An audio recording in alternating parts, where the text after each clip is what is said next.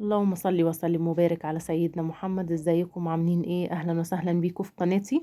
الناس اللي لسه جديده عندي، لو اول مره تشوفوا قناتي اعملوا اشتراك لو مش مشتركين، ولو مشتركين اول ما تفتحوا الفيديو اعملوا لايك عشان يوصل لكم اي فيديو انا بنزله. والناس الجديده عندي، انا القناه بتاعتي هي اصلا قناه طبخ، هي قناه متنوعه، بس الاكتر فيها هي قناه طبخ. اي حاجه تخص البيت، كان فيها روتينات، كان فيها مثلا مشتريات يعني متنوعة. واهلا وسهلا بالناس الجديدة عندي. دلوقتي النهاردة احنا بنعمل كشك اسكندراني او كشك الاحمر غير كشك المازيه الابيض. بنعمله بطريقة سهلة وبسيطة مبسطة، من غير جمبري، من غير اي حاجة.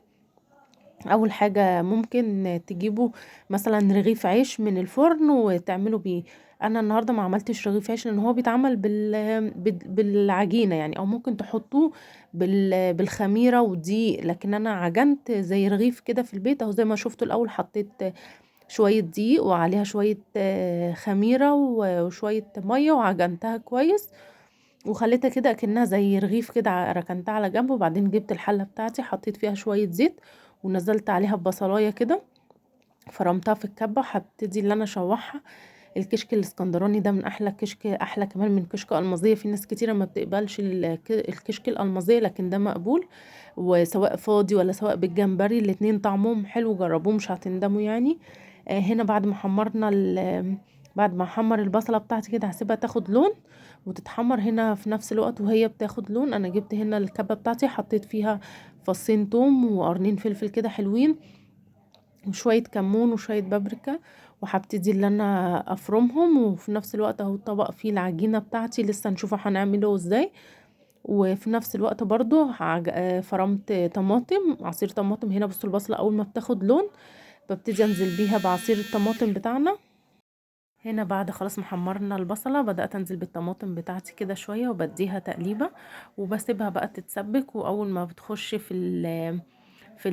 يعني تتسبك خلاص، هحس ان هي اتسبكت، بروح حاطه عليها الثوم والكمون والفلفل اللي انا عملتهم، وحطيت عليها شويه بابريكا وشويه فلفل اسود وشويه ملح، وبدات اللي انا اقلب. وخلاص الطماطم بتاعتي اتسبكت، وحطيت فيها اللي هي التحبيشه اللي انا عملتها دي في الكبه.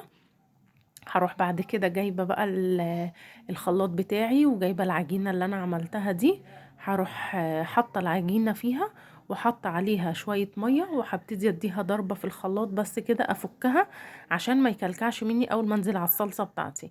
آه، بس لو انتوا بقى هتعملوه بالجمبري، وانتوا بتحطوا وانتوا بتحمروا البصله بتحطوا معاها الجمبري وتخلوه يتشوح، وبعدين تنزلوا عليه بالصلصه بتاعته لو انتوا هتعملوه بالجمبري. بس لو مش هتعملوه بالجمبري اعملوه زي كده زي ما انا عملت اهو. بصوا دي الخلطه اللي انا عملتها، هبتدي بقى اللي انا احطها كده واقلب الكشك بتاعي، وهسيبه بقى البصله دي تستوى والثوم كله يستوى عقبال ما اجيب الخلاط بتاعي ونشوف بقى هنعمل ايه في الخلاط. اهو هنا الخلاط بصوا ما غسلتوش، مكان ما انا عامله الطماطم هحط حته العجينه او الرغيف اللي انتوا هتجيبوه من الفرن، هتحطوه وتحطوا عليها شوية مية كده حاجة بسيطة، وتروحوا ضاربينها في الخلاط بحيث ان هي تفك. وبعدين واحنا الصلصة على النار، ايد كده فيها مضرب وايد فيها الشفشق الخلاط، وابتدي انزل كده وابتدي اقلب. بصوا زي ما انتوا شايفين هيبتدي يتغير لون الكشك بتاعي، وهيبتدي يلف كده، افضل اقلب فيه كده عشان ما يكلكعش مني، عشان ده طبعا دقيق فممكن يكلكع. هبتدي بقى اقلب كده لحد لما يتقل معايا شوية، يبقى القوام بتاعه تقيل شوية، وبعدين يقلب قلبة واحدة بس زي البشاميل كده يغلي. اروح مطفية عليه، مش شرط ان انتوا تطفوا عليه وهو تخين قوي عشان ما يبقاش تخين، هو لما بيتحط في الاطباق ويبرد بيمسك نفسه.